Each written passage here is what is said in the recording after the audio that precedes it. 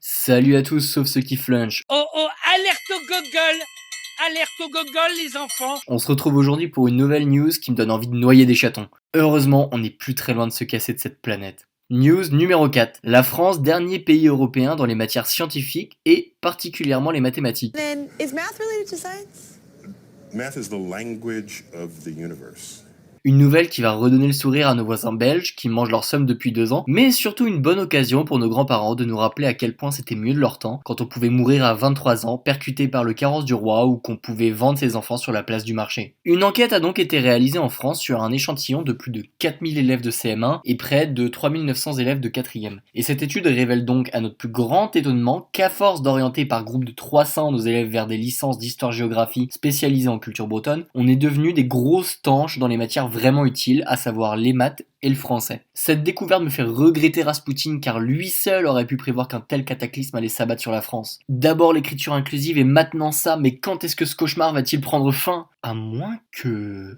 La colère de Dieu va s'abattre sur la France. Après, je suis pas vraiment surpris par le résultat. C'est-à-dire que quand t'as des mecs qui se prennent pour des génies en résolvant ce genre de trucs, je pense que si on attendait la France pour guider la science, on compterait encore avec des bouillées et on réchaufferait nos maisons avec la chaleur de nos propres paix. À ce niveau-là, notre système éducatif est tellement bancal, je pense qu'au lieu d'aller dormir sur des bancs d'université, en terminale, dormir quand on commence à 8h c'était compliqué. Après, j'ai pu dormir. ça serait plus rentable d'acheter une boîte d'apéricube et de lire toutes les questions sur les emballages. Maintenant, il s'agit de relativiser la chose et de faire une petite caresse rassurante dans le dos de nos enfants qui doivent être bouleversés par cette nouvelle. En effet, il semble que le phénomène ne soit pas nouveau puisqu'on observe une forte baisse du niveau dans les matières scientifiques en France depuis 1995, passant de 530 points de moyenne à 483. Donc s'il y a des quatrièmes qui regardent cette vidéo, j'ai fait le calcul pour vous, ça va éviter que certains se blessent en réfléchissant. À force de réfléchir, je crois que je me suis fait un bleu. Ça fait une baisse de presque 9%, donc je précise que c'est moins de 10, mais plus que 8 pour ceux qui sont vraiment très lents. Bon, en vrai, je reconnais que j'abuse en lançant la pierre sur nos jeunes, alors qu'on sait qu'ils y sont pour rien, et qu'ils sont juste le produit d'erreurs génétiques qui seraient probablement mortes au bout d'une heure si on évoluait toujours dans un système de sélection naturelle. Quand tu vois que ce genre de tweet a presque 17 000 j'aime, je suis pas trop étonné que des pays comme la Turquie nous pissent dessus, parce qu'à part au foot, on n'impressionne absolument personne. Le jour où on va se prendre une cyberattaque dans la gueule, tout ce qu'on fera c'est réinstaller Avast.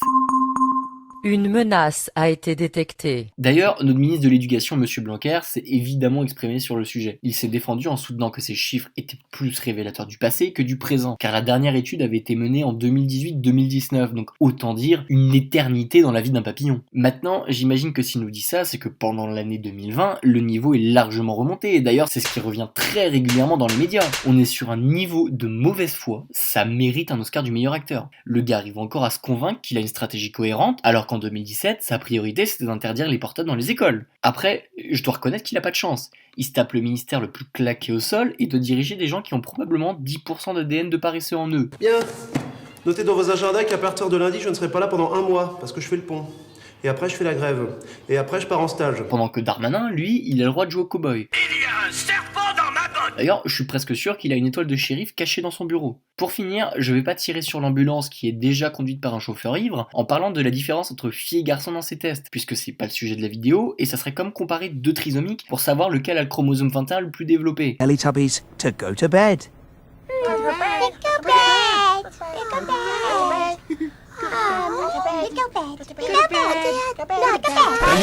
Les filles sont en moyenne aussi demeurées que les gars, y a rien à en tirer, au point de se demander si la plupart des enfants ne sont pas accouchés par le cul en France. C'est la fin de cette vidéo, si tu penses qu'une racine carrée c'est une racine avec un angle droit, passe ton chemin. Sinon, je te laisse liker et t'abonner, on se retrouve très vite pour embarquer dans la navette qui va nous faire quitter cette planète.